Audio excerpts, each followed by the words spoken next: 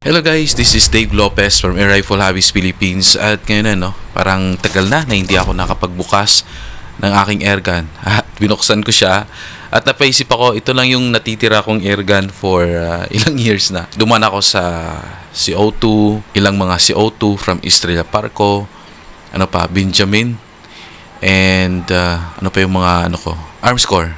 Marami akong mga CO2 and then naibenta ko siya para makabili ako ng PCP. Alam nyo ba guys, ito yung kauna-unahang PCP na mayroon ako. Ito yung nang natanggap ko siya, sobrang tuwa ako. Mga minors error lang meron ito, yung singaw. Pero from true times, ito lang natitira at hindi ko nabenta at hindi ko na mabenta to. Kasi, para sa akin, collector's item. Siguro sa Pilipinas, iilan lang meron ito.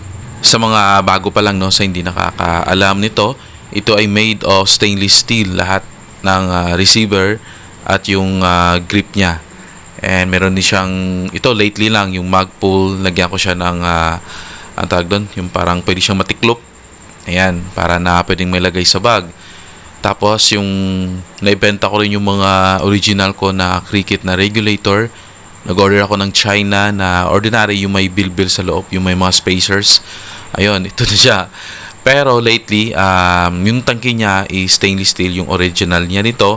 But I decided na maglagay ng carbon fiber Lodi para na mas magaan kasi sa stainless steel na receiver at grip, mabigat siya eh. So, nag-decide ako na carbon fiber na lang. And siguro, maging magaan to, I'm planning na ihati sa dalawa. Halimbawa, yung grip niya ay lagyan ko ng, paggawa ako ng receiver na aluminum.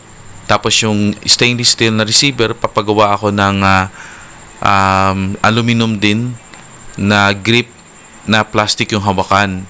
Ayun, kung hindi nga, yung receiver sa taas is stainless steel, tapos kahoy na lang, yung parang magiging kulata siya. No? Pero napaisip ako kasi sayang kung ihati ko siya.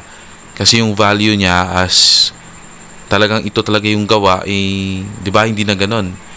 Sabi ko at is na lang to, siguro maglalagay lang ako uli dito ng red dot para na magamit ko siya sa bahay. Diba? May mga daga, may mga peste, pwede ko siyang magamit kasi magaan na siya. Kasi dahil sa CF tank, tapos yung kanyang, ang tawag doon, yung panumpit niya is 13-inch. Natuwa ko dito, yung yung hammer niya, yung sa kasahan, ay pinanipisan ko. Yung tendency ng dahil manipis siya, hindi niya mapalo yung lakas doon sa pin kung tama ako. Ang nangyayari, kailangan ko maghigpit sa baba para na tumaas yung FPS. Dito naman ay medyo masakit. Hindi na masakit, medyo matigas lang yung pagkasa, yung pagkakuno. Pero okay lang siya kasi minsanan lang siya ginagamit.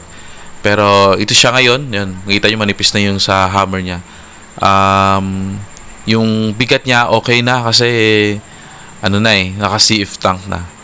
Ayan, so kung paglagay ko siyang ganyan, ay okay siya. Alam nyo dito ang kagandahan kasi kahit na anong higpit ko, tatanggalin ko yung allen, lagay ko yung allen, hindi siya masisira agad or malulus thread. Ayan. So, ilang beses ko na nagawa to, okay na okay talaga siya. So, pwede ko siyang palitan ng mahabang panumpit, maiksing panumpit. Kaya swab ito, pero hindi siya advisable pag ikay ay hindi sanay sa mabibigat. Halimbawa, pag maglalakad, hindi ito maganda kasi medyo may kabigatan siya. Halimbawa, pag lalagay mo ng mabigat na scope, at ganoon din, ipapalitan mo yung panumpit niya ng 18 to 24, medyo may kabigatan na. Pero kung sanay ka, ay ayos naman to na design. Ito po ay hindi ko binibenta kasi sarili ko po siya. Napakita ko yung reference. Ito, napuna ko. Yung pag mag-swing, di ba? Kasi noon uso yung lalagyan nila ng parang harang para hindi matanggal yung kopa. Kasi itong design na to, hindi siya yung mga bago ngayon, no? Pag isi-swing down mo, hindi mo makasa at hindi mo rin parang iba na yung safety mechanism, no? Unlike dati, ito yung yung parang meron pang harang para na hindi tumalsik yung kopa. Actually before nang tinanggal ko yung tawag doon, yung panumpit ay tumalsik yung kopa dun sa sa receiver. Pero yun na yung mga nito. ang kagandahan nito kasi it's easy to maintain yung mga hammer type. Ilang o-ring lang pa kahit na baguhan ka, alam mo yung basta alam mo yung safety features, pero ang kakasama na mag-assist sa'yo, siguro mga 1 week no? Makukuha mo na kung paano siya ayusin. Napakadali lang siya. Tandaan lang, huwag tayong mag-ayos kung wala tayong kasama.